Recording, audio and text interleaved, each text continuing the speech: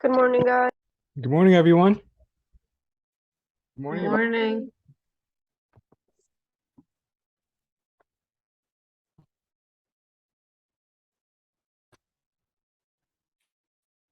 Can you guys hear me all right?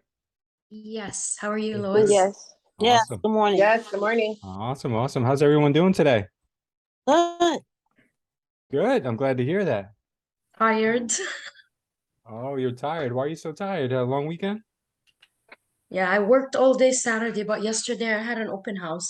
Ooh, how did And that go? it felt like COVID open house. Oh, was it the one in Union? Yeah. When you say it felt like a COVID open house, you mean there was a lot of people there? We had three different waves come in. 3 waves. 40, Wow. yeah, 45 families. Ooh. Yeah, it was a lot. But Wow. the turnout was amazing. Good Why do you job, think that is? Sarah. Do you think it's because of the city, the house, the price? The town. Yeah, right. The town is really hot right now. Union's hot. It's always been, and I don't think it's gonna ever come down. Yeah. The location, it's the heart of Central Jersey. Hmm. The Muslim community is growing so fast over there Yeah. because of the mosque that they built. And then we ask everyone that come in where you come from, and we had people coming from Brooklyn, Queens, Staten Island. So the New Yorkers are still coming. Can I add that they've been doing a lot of heavy advertising on television about Union as well? Oh yeah, is Oh, that right? Yes, I yes. didn't know that. Yes. If you look on the like channel 7, 4, and 2, but mainly on channel 7, they've been really marketing Union as a central place to live in a nice town to a lot of the New Yorkers. So I see that they're coming in. So that's good for you. I grew up there. Oh, okay. Okay, good. Where did you grow up? 899 Hobson Street In what in city? Union. Oh, okay. Union. Yeah. Good for you. Yeah, Union is a good city.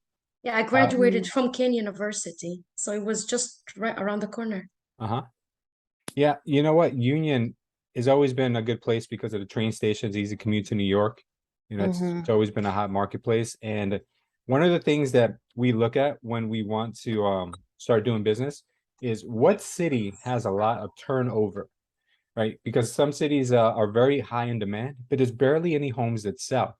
So, for instance, I would love to be a real estate agent and let's just say New Providence or Berkeley Heights or maybe even cities that are very prestigious, but there's not a lot of homes on the market, not a lot of turnover. So that means they have less opportunity for you to be able to get one of those transactions. But if you look into a city like Union had one of the highest turnovers in the entire central north corridor of New Jersey. But not only that, the price points were very good because you can have a lot of turnover in Elizabeth, a lot of turnover in Irvington. But do you want to be in those markets where the prices are a lot cheaper, or would you rather go into a market where there's more single family homes, which means it's easier to show those homes, and it's also going to be a higher price point. So if you do get yourself on one of those transactions, it's going to be worth it, right? So you got to do that kind of research in your own marketplace because maybe it's time to maybe shift into a different market. You want to expand your market, and you're like, which city should I start doing some advertising in? Should I start advertising in this city versus that city? And before you do that, before you spend your hard-earned bucks, look to see where the most turnover is, because if it has a high turnover, you're good to go. See, like that's why Sarah, she would do really well there if she sent out a marketing campaign around that area, because I'm sure she's going to find people who are either looking to buy or sell in Union. Yeah, we got good leads yesterday. Oh, good. How did you get them? How Yeah. did you get the leads? You asked them if they were working with anyone? Or what'd you do? Yes, so I have two girls training with me Oh, good. from my team. Yeah, and they were so happy because honestly, I didn't want to be a dual agent. So I just told them any lead that comes is theirs. Uh-huh. So a lot of families came in and did not have an agent, and Mhm. they weren't working with one either. Oh, wow. So the girls were so happy to get to keep these leads. Uh-huh. Good for you. Yeah, and I said, no, I don't want even the referral fee either. Mhm. It's just for them because they're brand new. How Let does them that make you work. feel? So good. I Yeah. want them to make money. I want them to work. Yeah, that's really good. You know, it doesn't, I feel like a lot of times, people try to make, squeeze a penny and a nickel out of every place, and it does it backfire on you. I know agents who have charged other agents for leads that have come in through open houses when they weren't even in attendance at those open houses. So for instance, let's just say that, give you an example. I have, let's just say I have a listing, right? Me, Lewis, I have a listing, and I'm like, hey, you know what? I don't want to do this open house this weekend. I would rather just send somebody to do it. Imagine if I sent you out there and then I'm like, oh yeah, by the way, if you sell it or if you get a lead from it, I want 50%, 30%, 20%. I want, that may help you in the short term. And that agent may be brand new and they may not know any better, and they might just give it to you happily. But sooner or later, like I feel like that's just gonna come back and bite you in the butt. Now, if you were there and you help the agent ask the questions and pin them down to working with you, then that's different, But if you're going to be a good leader, you have to start with giving. The more you give, the more you're going to get in return from your people. Maybe not always, but the I would say the majority of the time that you're good to your people, they're going to be good to you as well. So Well, good you job, set a Sarah. good example, Lewis. Oh, thank I'm you, Sarah. learning from you. Thank you, thank you. I mean, honestly, it's really you get more investing into relationships than you do trying to invest into like every single piece of your business that you try to squeeze money from. People have brought me so much more value over the years. For instance, let me give you guys an example. I've helped a lot of agents get their business off the ground, and every now and then I get a call from an agent that says, "Hey, Lewis, do you have a buyer for this home?" Or, "Lewis, you want to buy this home from me? I have a good deal. Lewis, do you want to team up on this property?" Like so many opportunities have come from it, and I've never asked for it, but it comes in my way because I've always helped without expectation. I think that's what we should always do for others, even if they're not on our team, even if they're not even in our company.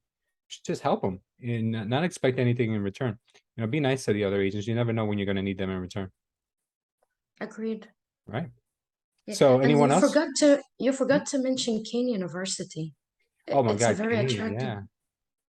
Who here has gone to Kane University? Anybody here is an alumni of Kane?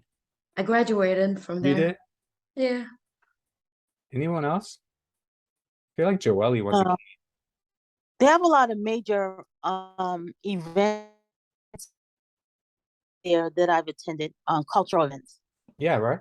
I've been but there I'm not for different things too. but they do reach out to various communities. Yeah, yeah.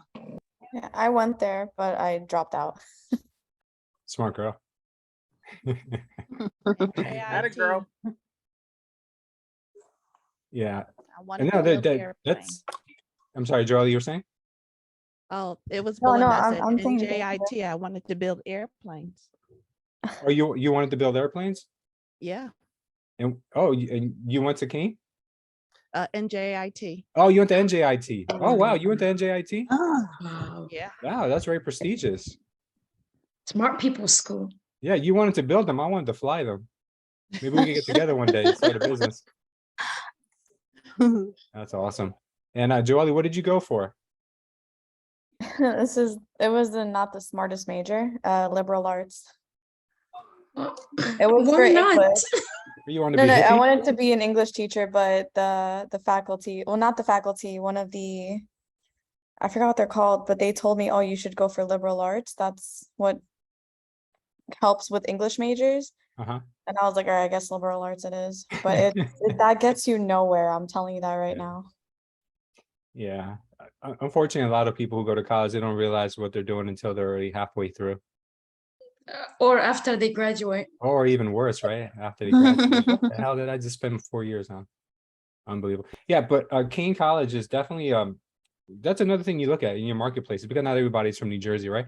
You look, where are the colleges, right? Where are the airports? Where are the training? Where's all the infrastructure? That's where you kind of want to do your business, around there.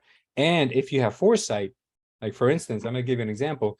Right now, the market I'm in, Naples, right? Naples is still like a market that's not on the map yet, 100%, like maybe Tampa, Orlando, or Miami. but I see that it's already getting there. You know, we're getting the major big box stores. We're getting a lot of migration here. We don't have a major airport. We have a private airport, but I don't know if we'll ever have a major airport. We're close enough to Fort Myers, so I think we'll not necessarily need that. But I'm starting to see that if you can cement yourself into a city or a region or an area that's starting to come around, and you can be that person in that area before it really gets big, you know, that's very smart, you know. So if the competition's not there yet, and then you can make your place there, you know, that's a good move, absolutely. And it doesn't have to be a huge market. It could be a small market, you know. It doesn't have to be like, oh, you have to be in a Hoboken or like in a huge, you know, market center like Los Angeles. You know, it could be smaller, but as you know, if you could see it coming around, it's always a good thing to do. Cool. Yeah. All right, so a couple things I want to talk to you guys about today. First of all, anyone else want to share anything before I get started on what I've been hearing?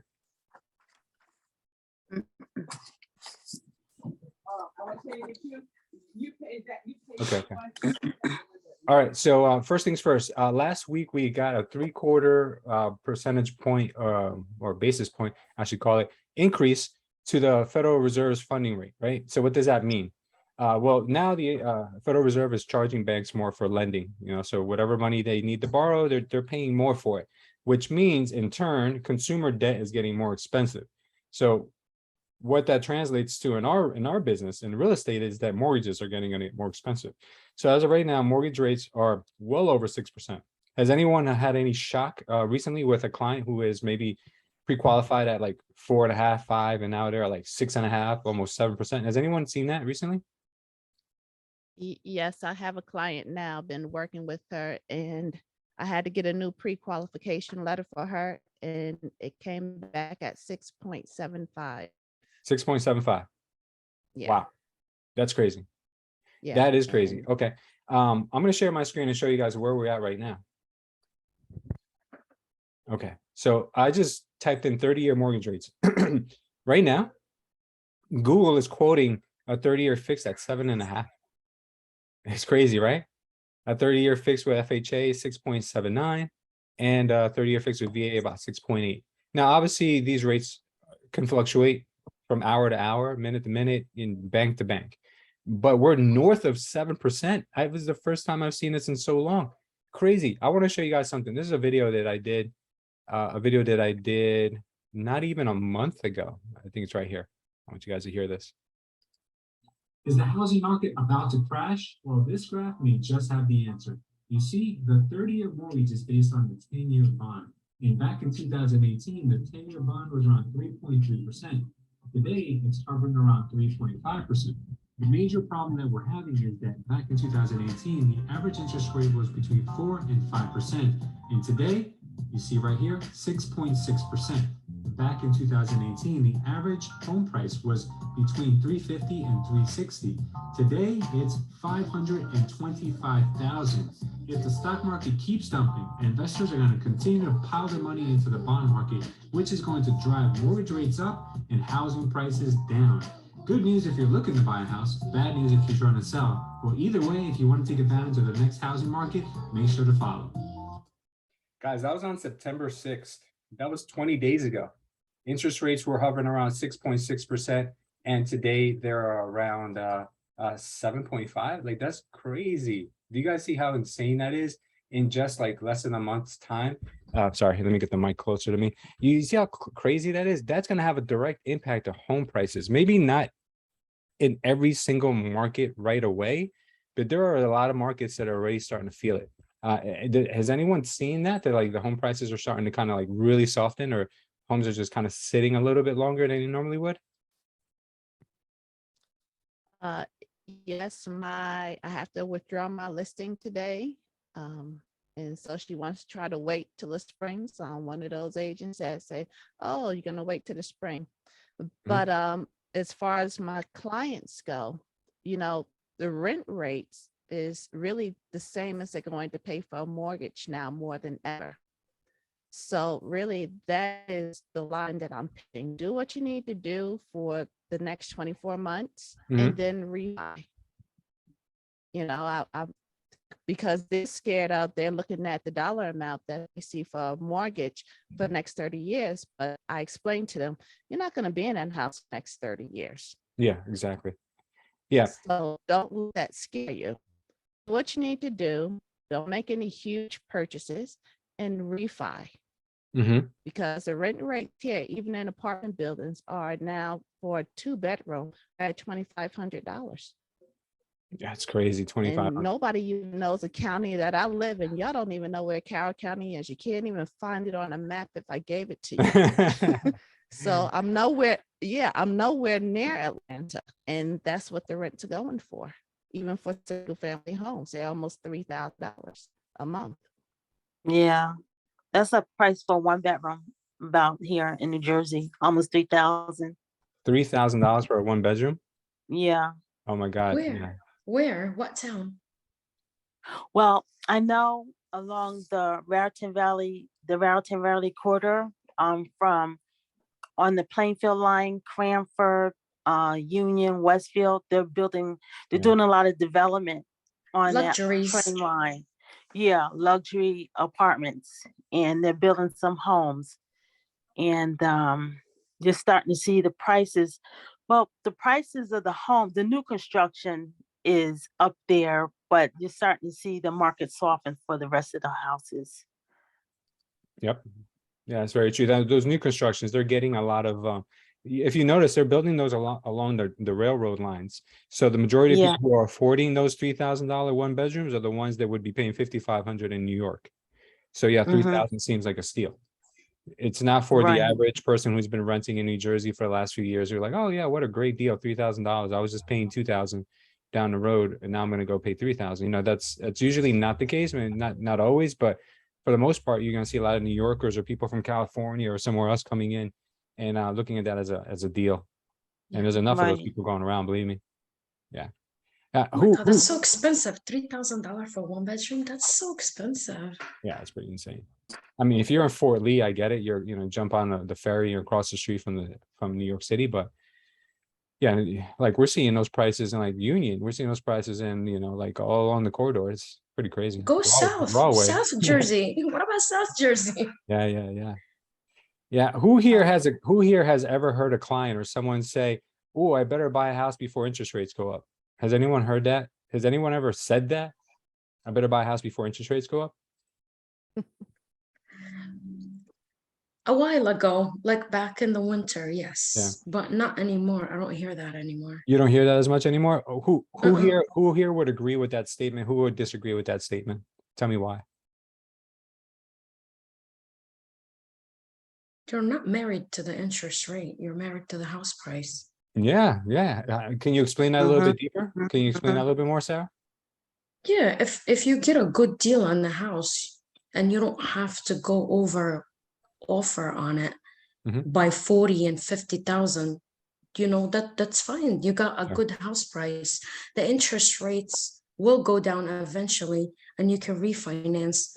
But if you buy the house when the prices, you have to push them up 40 and $50,000 more, you're stuck with that price and that mortgage forever. Yeah, absolutely. You And most can't people don't. discount a house. Go ahead. Oh, I just said you can't get a discount on the house price that you paid. No, you can't. That's not something that's doable. And yeah, that's a good way of saying it. You don't marry the interest rate, you marry the home price. That's it. That's definitely a good way to look at it. Because what happens a lot of times, guys, is that people get kind of suckered into the whole hype and the human nature of it, that, oh, this is a competition, it's and we've spoken about this before, how people sometimes when they lose. But if you're going to buy a house and you're going to just buy it because you're trying to beat the interest rates from climbing, if you don't get a good deal on that house, what I mean by a good deal is that you're not overpaying for it, it appraises, you're going to live there for 5 years, then fine, whatever. But if you as an educated home buyer, or you as a real estate agent that's trying to give people some sound advice, what you want to look at is, okay, is this person overpaying for this home for the wrong reasons, right? Because if they're going to buy this home and they think they're either going to flip it or live in there a short term, a short period of time, 5 years or less, is this the right home for them? Because a lot of times they do it because they think they're like, oh, my approval is only good to this interest rate, and if I don't buy before then I'm screwed. Well, guess what's happening? As the interest rates are going up, home prices are coming down. So they're still able to purchase the same type of house, believe it or not, right? Because a lot of people are saying the supply is still very short, and it is, but it's going to increase, and it's going to increase because of the lack of participation in the market, and more sellers wanted to come on the market because they're scared that the market might keep dropping, and they don't want to be the ones gets caught holding the bag. So what's going to happen is that in a few years' time, let's just say you close today with a 7 or a 7.25 or 7.5% interest rate. If you close on that today, it doesn't mean then in a year or two you can't refinance and bring that down to 5 or 4, depending on where the market is, because eventually the Fed is going to have to lower rates, because that's what they do. They raise rates in order to slow down markets, and then the markets overslow and overcool, and then they have to lower rates for the markets to get stimulated again, and then that gives us the cycles that we're kind of used to in the market, up the peaks and valleys. So you can always refinance that and bring it down, but you can never go back, like Sarah said, and be like, well, I bought it for 500. It's 2 years later. Can I now lower it down to 450 or 4.25? You can't do that. So when a seller says, or when a buyer says to you, I have to buy before the market, you have to come in there with your expertise and say, listen, let's not focus on interest rates. Let's focus on, your needs. If you need a home and it meets your needs, and you're going to be there for a good amount of time, 5 years plus, then let's just focus on the home appraising. Let's not overpay. Let's not just buy because we have to, like we're under the gun. Let's not worry about that right now. So that's why, even from an investor's point of view, because if you guys are now, you're going to be dealing with more investors, believe it or not, because when I first got into this business, I didn't know how to tell the difference between a retail market and an investor's market. We're going to start to creep into that investor market right now, so get prepared. A lot more of your business is going to come from investors. Now, a lot of these investors are going to be taking on mortgages to do these properties, right? And for them especially, you have to make sure that they're not just trying to buy just to get in before that particular house is gone, or before the interest rate goes up, because home prices are eventually going to cool. I don't have a crystal ball, and I can't tell you by how much, but it's just simple. It's just simple rules of the market. You have higher cost of borrowing. That means lower home prices. It's just, you just can't mess that up. So what I would say is that right now, if you guys are working with anybody like that, just keep that in mind. If they ever say to you interest rates, oh, I better get in before the interest rates keep going up. Oh, guess what? Like, that's the wrong mindset. Just buy something that makes sense for you, that fits your needs. Has anyone had to have that conversation with a client in the past, or maybe has to have that conversation now or in the future? Or yourself, Yeah. maybe? Yeah, tell me about that. It's like I said, the client that I'm working with now, when we had to get a updated pre-approval letter, is she's looking at that, and just like I told her, do what you need to do for 2 years and go ahead and refinance. But the home that we're negotiating on is with Open Door, believe it or not. And I got a counter offer on that. The home was listed for 303. It's been on the market for 95 days. This is an Open Door house. It's been on the market for 95 days. We put an offer in at 275. Now, I know that seems like a large cut, but the truth is, that's what the comps call for. Yeah. So I'm not going to let her go over when the comps only call for that, because I explained to her, if you go over, then you are liable for the difference, and the home will not appraise. Open Door came back with a counter at 293, but then I sent them over the comps, and I see what Open Door is trying to do is that they purchased a home from whoever they did for 282.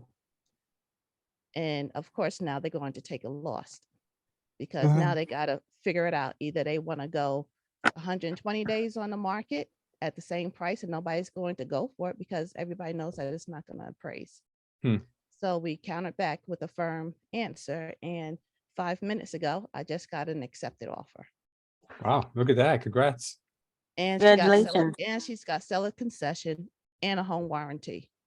Wow. Good for you. Wow, great. That's Congratulations. great.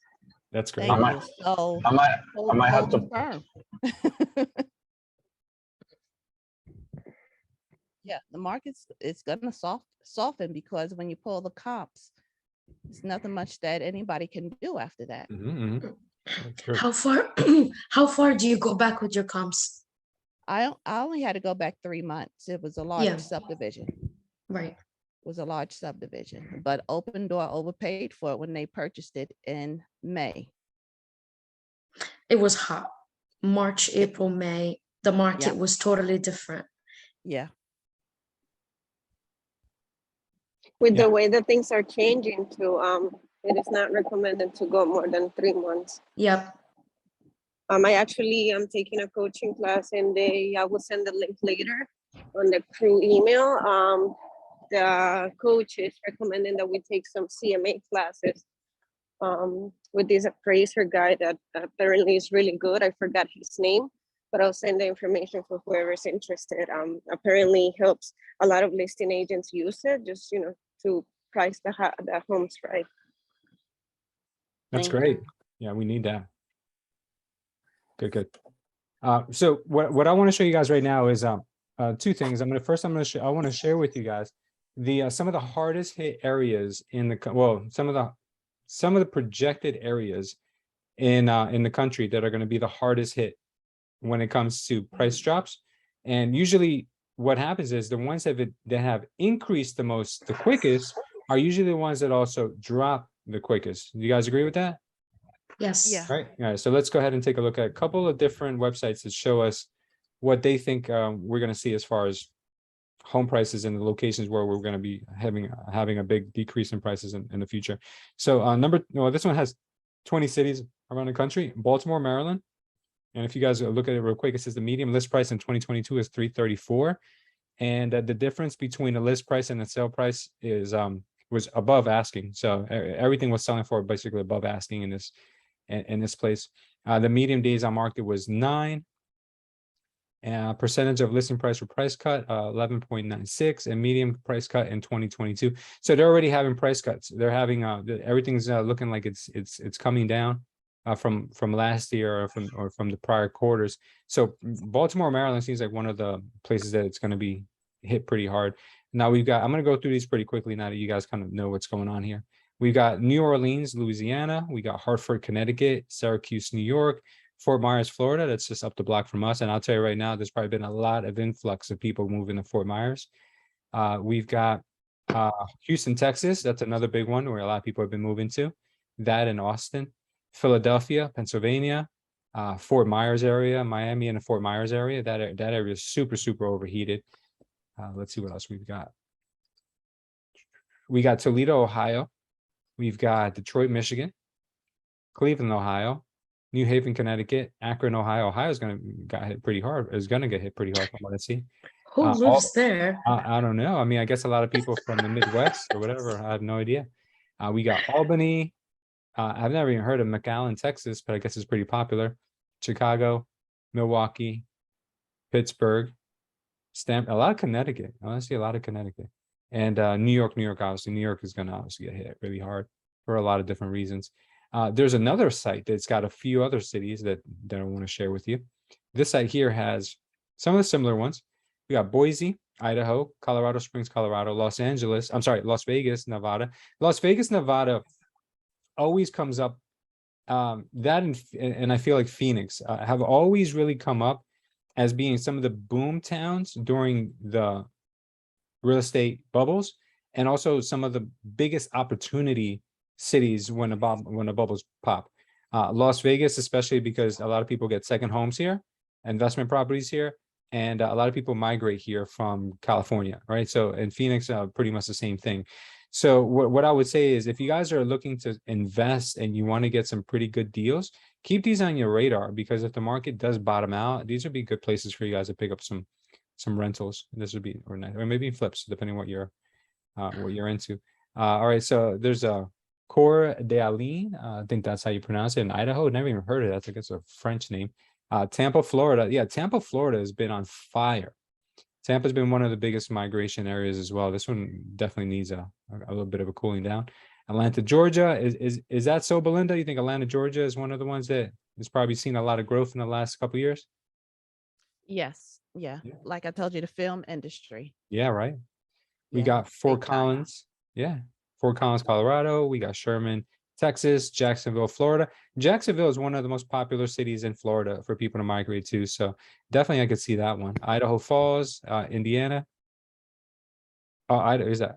Yeah, Indiana. Lakeland, Florida, Greenlee, Colorado, Longview, Washington, Charleston, South Carolina, Albany, Albany, Oregon. I never even heard of Albany, Oregon. Denver, Colorado, Clarksville, Tennessee, Greensboro, North Carolina, Charlotte, North Carolina. Okay, so these are some of the marketplaces you guys may want to just keep in mind if you're near one of these, or if you have ever thought of doing any kind of investing or having your clients do some investing across the country, then these are some places to keep your eye on. Now, there is something here that I read that I wanted to kind of share with you. Okay. Places like Phoenix, metro area, Las Vegas, Reno, Boise, so up through the Southwest and the Mountain West, they've seen appreciation really at record levels. We're talking about 20, 30, or 40% increases for single family homes in some of these metro areas. And a lot of that was, of course, due to the demand pressures from the out-of-state folks, whether it's second homes or second home moves or second homes or just people moving. Okay. So according to the person who's writing this article, the person that's contributing to this article, many of the out-of-state people who migrated to these cities came with large savings accounts from selling their homes in higher priced areas or remote work income, or because of large remote work incomes, to areas where the local population has substantially lower income. With this money, they push the local buyers out of the market in the bidding wars for purchasing homes. So that, I'm sure you guys are not how would I say, you're not unaware of. You guys are seeing that it is because people are coming from the Manhattans, they're coming from the Los Angeleses, they're coming from Canada, they're coming from all these other places, and they're migrating to these smaller cities that have had the prices significantly been driven up, right? And we probably all can think of that one town that the prices have gone just completely bonkers. I'm going to tell you right now, Naples is one of those, because in Naples, home prices have gone up almost 100% since I moved here. And I'm not even exaggerating, like 100%. What I tell people sometimes is that Naples has had the last 20 years of appreciation all happen in about the last 2 years, because I've met people in my development that have told me that they bought a condo here back in like the early 90s or the 80s for like 100 or like 100 and change. And when I moved here, there were still condos selling for 150, 130. But now you can't get a condo in here for less than 275. So, like all the appreciation that they've been steadily holding on to for these last few decades, all really just happened in the last couple of years. Now, what that tells me is that, yes, it was due to go up because it's been suppressed for so long. But I do feel like there has to be a contraction, at least a little bit, because there's no way that you could substantiate a 100% return on real estate over the course of 2 years and just have that be the status quo. That's what's gonna happen from now on. Either we're gonna have a very, very hard leveling off, or even a contraction where we're gonna see maybe a 10%, 20% reduction in some of those home prices, which I'm okay with, because guys, we all know that there is some major opportunities if that happens, right? Does anyone know of a city where that's been happening and you're like, oh my God, like I can't wait for prices to drop here because they went up too quickly? Anyone want to share with us anything that they maybe have their eye on?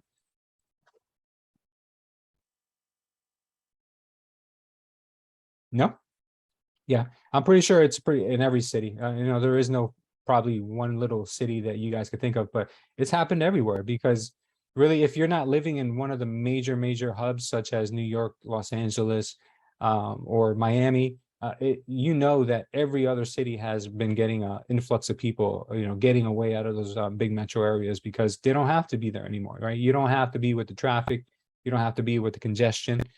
You have a better quality of life, better schools, and just, I guess more for your money, more bang for your money, right? But like they said in this article, a lot of people have been priced out, like the locals have been priced out because there's so much of other people with big bank accounts and big sale prices on their home that are coming in and taking over those areas. But I think this is going to be an opportunity for us now to kind of start to see a shift where we're going to be able to get our clients homes in those areas. number one. And then number two, you know what? A lot of those people who moved in under the pretense of like, oh, we're going to remote work. A lot of those companies are saying, you know, we don't want remote work anymore. We thought it was going to work, but production has gone down significantly. So we want you guys back in the office. Yeah. Guess what? A lot of those people are going to have to rent their homes out or sell them, you know? So keep your eye out for that too, guys. There's going to be, you know, just because, you know, someone's been living in a home a year or two, doesn't mean that it's off the table for them to have to move or sell. Sarah, you laughed. Have you heard about that too? People going back to in office work? Yeah, a lot of people moved to some areas where they didn't care how far it would be Yeah. from their jobs, and now they're getting the hit. And a lot of people thought that school would be remote forever. Mm-hmm. Yeah. You know, Yeah, everyone thought it was going to be remote forever for sure. I had a lot of people wanted to look in Brick. Yeah. Brick, New Jersey. I mean, it's a big move when you come from Piscataway and want to go to Brick. It's far. Yeah, it's a beautiful city. That's exactly what I meant. Like that, those kinds of cities.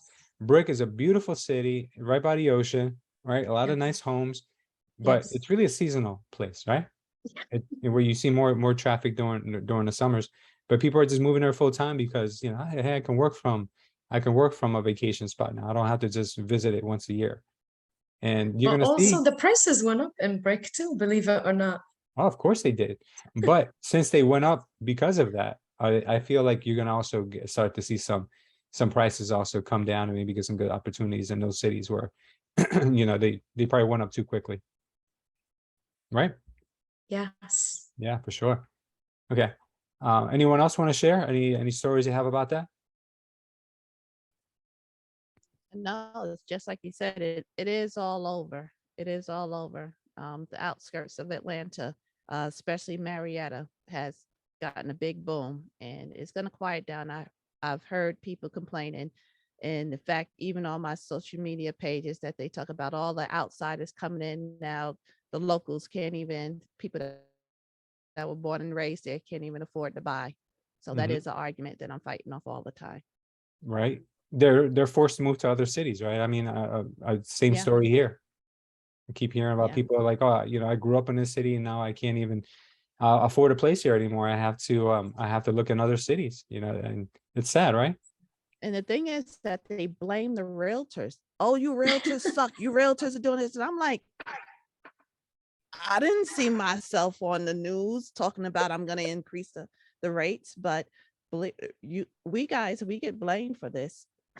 Yeah. We're Yeah, we're exactly. getting the blame for it big Like time. we're the Big ones that time. printed all that money during the pandemic, right? Yeah. Yeah. It almost gets discouraging sometimes as much as I hear it. Mhm. But, you know, I can't educate them all on that aspect. Maybe that's a good lunch and learn for me. Mhm.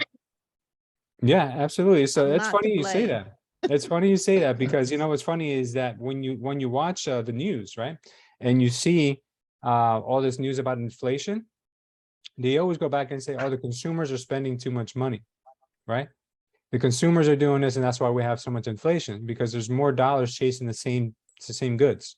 So it's funny how they blame us for the inflation when Mhm. it wasn't our idea to shut down the economy and then print trillions of dollars and give everybody all this free money, an injection in the arm of free cash, and then expect there not to be any inflation when we have less goods because everything's shut down and there's no logistics going on, and there's a lot less of everything, and we've got more dollars now than we had before. And then they say, oh, it's because the consumers are buying too much. You know, they're spending money on all these luxuries and non-essentials, right?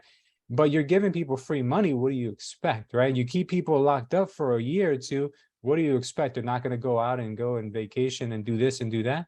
And we're getting blamed for all the inflation. And you go and you have all these wars going on where you have gas being cut off from one place to another, and then like it's nuts, right? So, but we get blamed, right, Belinda? Yeah, but and what I'm saying is that realtors get blamed for the increase in the housing. We got See, blamed for that bubble.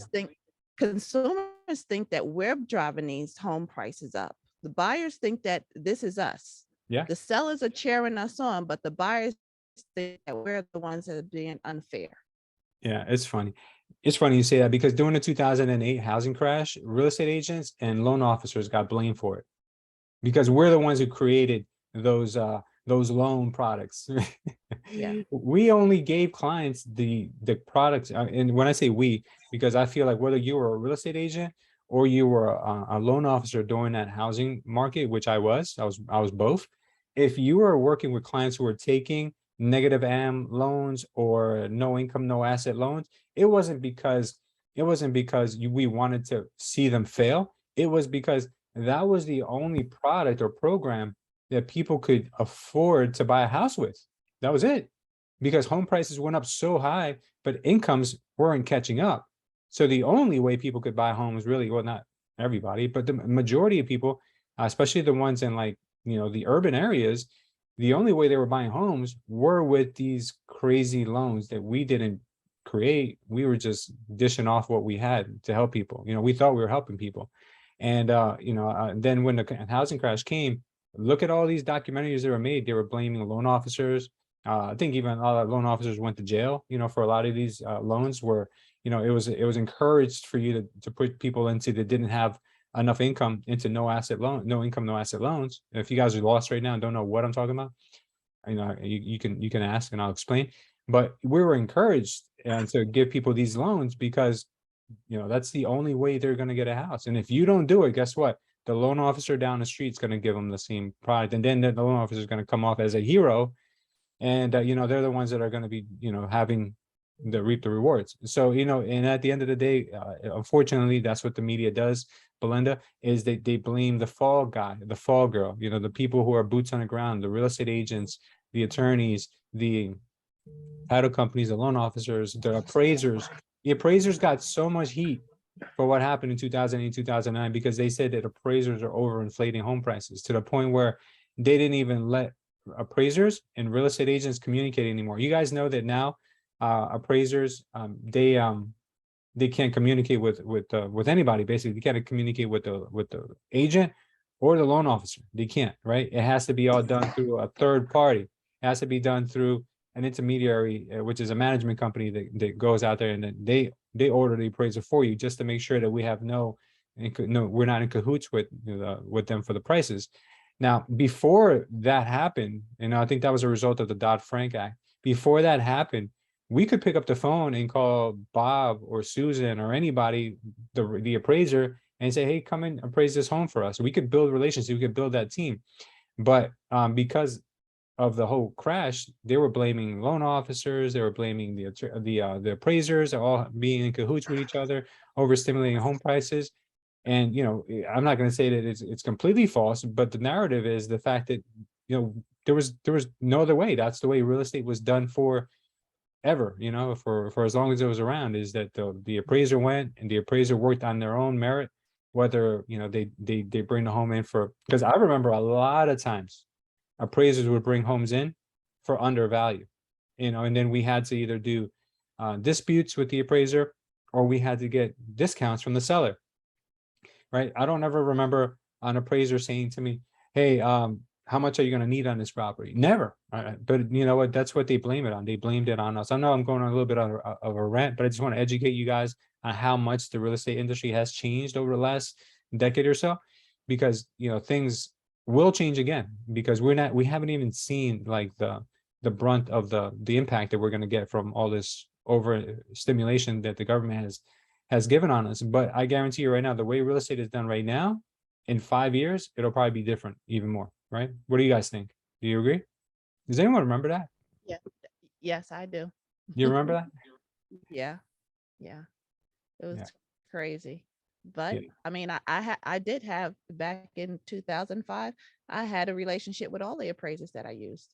Mhm. It was common for them to come into the brokerage office And that's their do they business, right? spiel. Yep. Yeah, nowadays, if you just got licensed within the last decade or so, you probably don't even realize that, that was one of your teammates. The appraiser was one of your people that you keep in your group. And you know, nowadays it's really frowned upon that you have any communications with any attorneys, which is fine. You know, that's just the way that, you know, the real estate industry has turned into. But I will tell you this, it does mean a lot to have a relationship with an appraiser, because an appraiser, before even going out to the properties, before they used to say, hey, listen, I don't think this home has gotten appraised. Do you have any comps that you can probably give me to help me? Because what I'm finding, I don't think this home is going to appraise. Kind of give you the heads up before they even go out there, so you can start kind of planting the seeds with the seller, the buyer, the attorneys, and everyone. Hey, listen, this home may not appraise. And instead, nowadays, what happens is that you get a report back a couple of days after the inspection is done, and they tell you, oh, the home under appraised. Like, what? But wait, how? Like, you at least give me a heads up, and you're like taken back. And then you're like, oh, well, I have this comp here that's not on the market that I know the neighbor just sold off market. You know, who do I give it to? You know, and now you got to go through the management company, and the management company has to go through and give it to the appraiser. And listen to this. And if the appraiser, if they get enough disputes that go in the favor of someone else besides the appraiser, that appraiser gets a lesser score, which means that appraiser is going to get less jobs, right? So now, like, even if we do have a valid dispute, it's harder for us to get those appraisers to turn around because they're being graded by this intermediary, which sucks, right? Think about it. It just messes up the real estate industry even that much more. Yeah, Yeah. you used to be able to give the you used to be able to show the appraiser the comps that you actually used first, and they would actually go to those comps. They Because still accept you it. help them do the work. That depends on who it is, because mine would be like, well, I'm not going out there to take that picture. It's a little too far. I'm going to use this one. So a lot of them are lazy too. And Because I show up to every appraiser appointment. That's smart. Either side, if they I'm don't let doing, me yeah. in. Oh, for real? So if I'm representing the buyer or the seller, I always go and I always have a folder with me. I make a copy of the purchase contract, and I take at least 5 comps with me, and I just hand it to them with my business card. Yep. Very good. That's I smart. do too. I become their friend.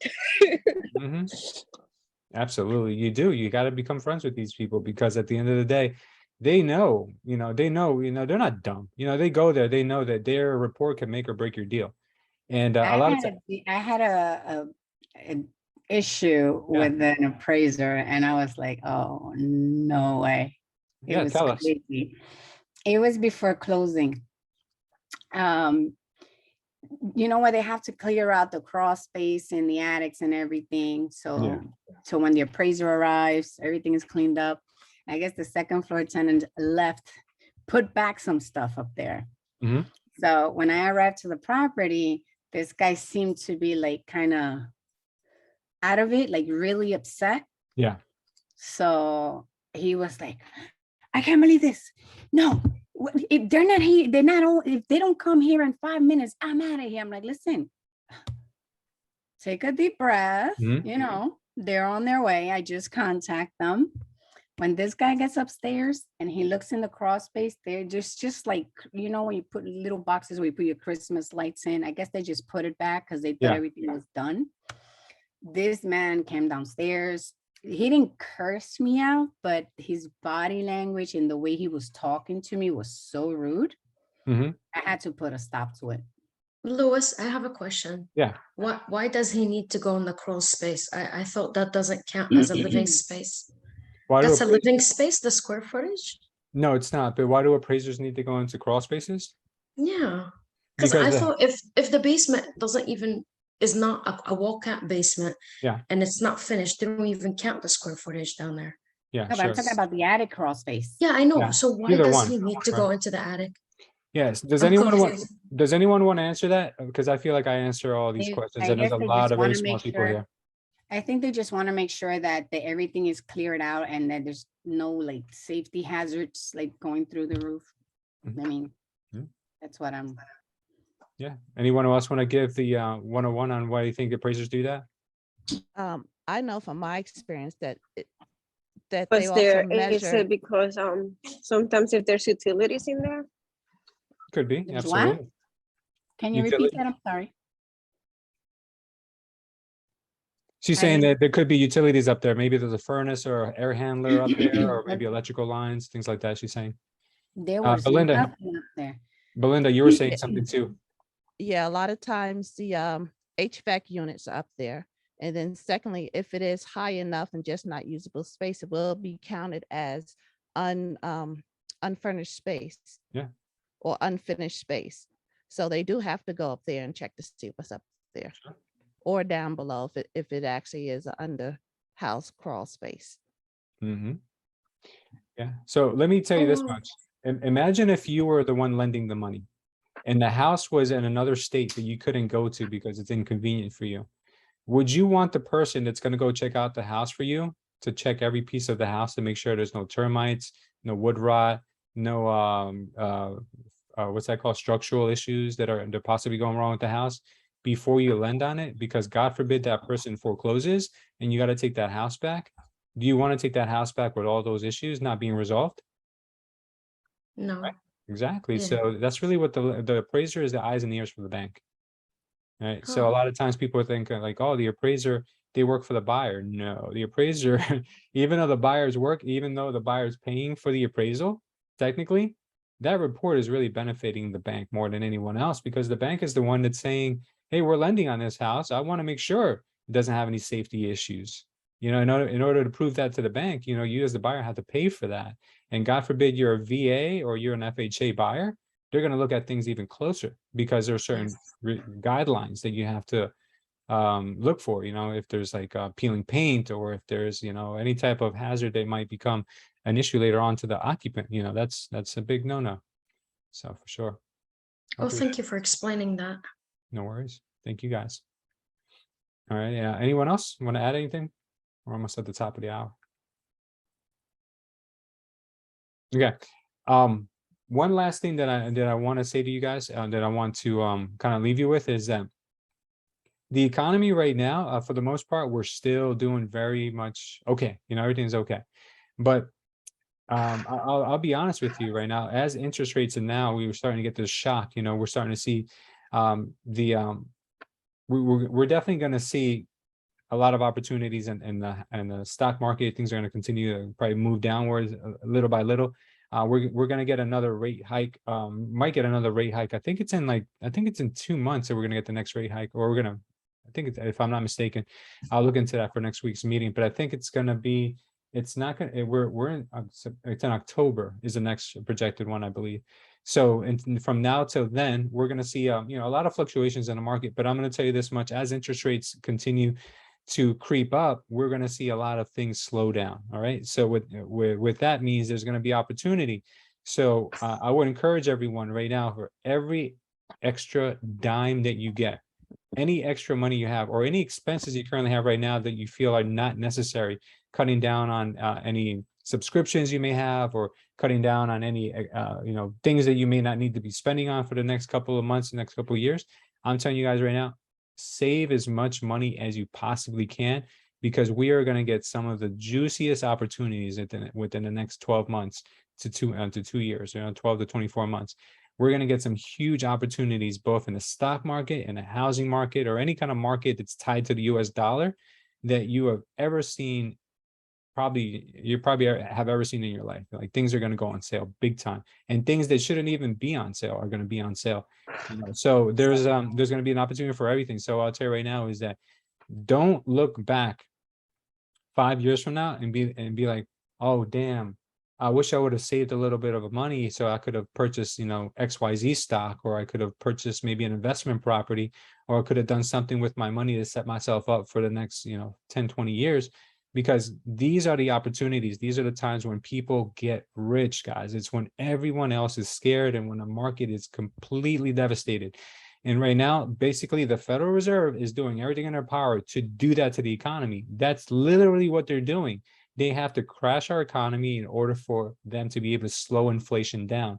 Because inflation, if left alone, is going to ruin our economy. It's going to make everything way too expensive, and it's going to make it to the point where employers are going to have to keep raising people's incomes, or whatever whatever people get paid or minimum wage and all that stuff, everyone's going to continue to have to get paid more and more and more and more, which leads to what's called a wage spiral, which it means that you have to continuously pay people more, but the more you pay people, the more goods cost. So that means that the more you have to pay people again, and the more goods cost. So the only way the Federal Reserve can contain that is by crashing our economy, so people don't go out there and spending on frivolous things. Okay, and then that slows down the economy, gets us into a recession, which we're technically in now.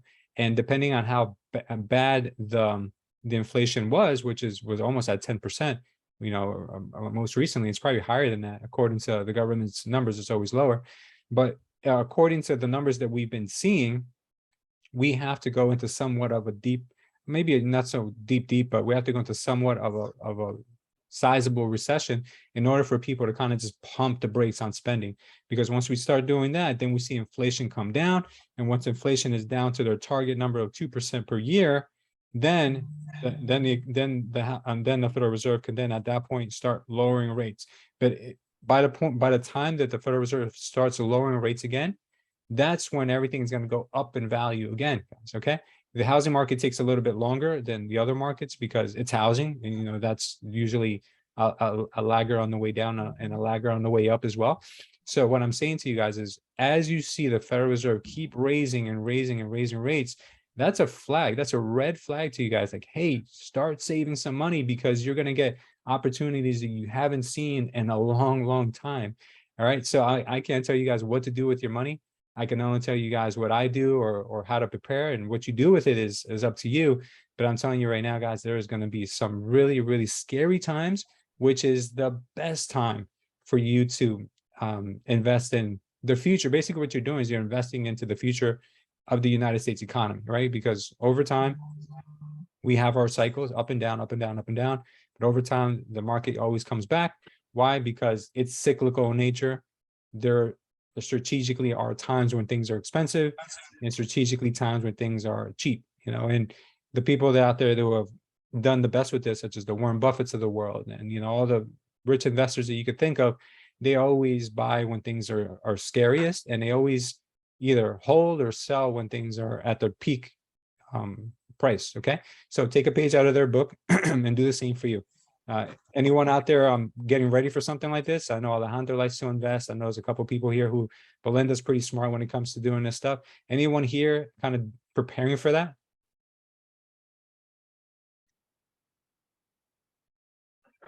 Hey, Louis. Hey, Jose, how you doing, bud? Good. Yeah, so I didn't sell at the peak of the market, but what I'm doing is the properties that I do have, because of the market increase, I'm opening HELOCs, or some of the properties that I have in their LLCs, I'm just refinancing, straight out refinancing. Nice. And I'm preparing myself for that market that's coming. Oh, it is. I'm definitely preparing myself that way. So yeah, saving as much money as possible and just preparing myself financially for that is definitely key. That's we did it in 2008, 2015 was a huge hike. 2015, 2016, or 2017, and it's definitely coming again. Yeah, for sure. Yeah, so I encourage you guys, like Jose said, one thing I didn't mention is, like, I don't ever tell people, to take out mortgages against their house. But if you're strategically taking out a loan that you're going to make more money with than what you currently are making with, just your house alone right now, then, that might be an option. Because if you can take out 50K, 100K from a house that you have right now, and then go and buy 2 more houses with that same money, when the market, continues to head down, or if you can get a good deal now, then great. But yeah, that's a way to really scale your wealth. There really isn't a quicker way to become a millionaire or become successful or financially well off than through real estate. I'll tell you that, guys, from my personal experience. I can't say that be for everyone. I know people who have lost everything in real estate, but I also know people who have become fabulously wealthy also through real estate. So depending on when you buy these things will dictate what your outcome is going to be like, because no one has ever lost money in real estate when they bought at the right price and the right time. But if you buy at the wrong time, at the wrong price, then you'll definitely lose money for sure. It's all about your entry into these things. So be very careful with that. If anyone ever has a question, whether a deal looks good or not, and you want a second opinion on it, which is only an opinion, I can tell you guys what to do with your money. You could always reach out to me. I'm sure Jose too. Jose is very, very well seasoned when it comes to looking at real estate deals. He has a lot of real estate of his own. So yeah, reach out to your network, guys, if you guys ever have a question. Good. Yes, thank you. No worries, no worries. Anyone else want to add anything before we go?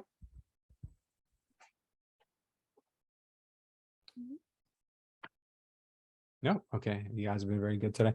All right, so let's go ahead and close out with our prayer. Father God, we thank you so much, Father, for giving us this opportunity today to be together once again, Father. We thank you for the opportunity to learn from each other and to share the experiences, Father, that we have had that have really helped us through our real estate career. Father, we ask you to continue blessing us and also be our partner, always be our partner, Father, in everything that we do, because we can't do anything without you. And we know that at the end of the day, Father, the only reason why we have anything is because of your grace. Father, we ask you to please continue blessing us with health. And if we need health, Father, and we haven't made that public yet, we ask you to please look over our situation, Father, and our family situation. We want to ask you to please continue blessing us with that precious gift of health, Father. And if there's anyone here, Father, who needs you in their life, Father, who hasn't really made that vocal yet, please speak into their life, Father, and help them get closer to you. We ask you, Father, allow us to meet us again next week, next Monday here, Father, in good health and in good spirits, Father. In Jesus' name we pray. Amen. Thank you, guys, and have a great day. All right. Thank you. Thank you, Louis. Thank Bye. you, guys. Take care. Have a great day, everyone. Bye-bye. Bye. Amen. Thank you.